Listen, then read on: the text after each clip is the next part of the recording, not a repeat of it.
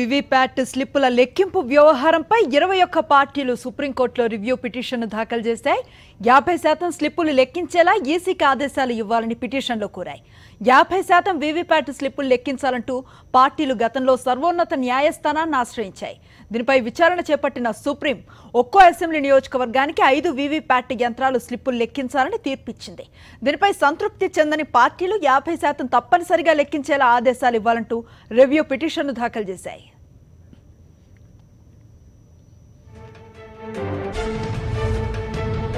దీనిపై మరింత సమాచారం మా కరెస్పాండెంట్ వెంకటేష్ అందిస్తారు. వెంకటేష్, చెప్పండి. 50% వివిప్యాట్ స్లిప్లను లెక్కించాలని మరోసారి కాంగ్రెస్ పార్టీ సహా మొత్తం 21 విపక్ష పార్టీలు సుప్రీంకోర్టును మరోసారి ఆశ్రయించాయి. గతంలోనే సుప్రీంకోర్టు ఈ అభ్యర్థనను తిరస్కరించింది. దీనికి ప్రధాన కారణం ఎన్నికల సంఘం ఇది ప్రాక్టికల్ గా సాధ్యం కాదు, ఆచరణ సాధ్యం కాదనే విషయాన్ని ఎలక్షన్ కమిషన్ చెప్తుంది.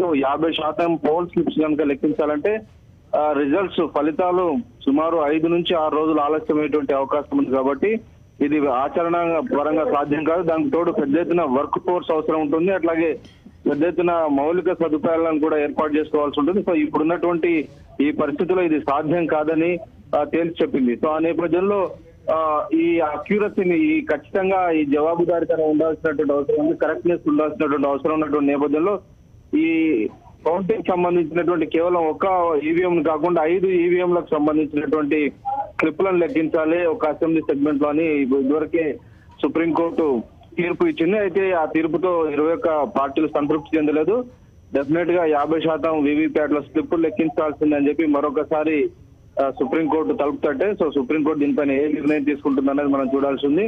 ఎన్నికల సంఘం అంటే ఇది ప్రాక్టికల్ గా సాధ్యం మీరు అంటుంది, సాధ్యం కాదు, అంత వర్క్ ఫోర్స్ మా వద్ద లేదని చెప్తుంది. రైట్.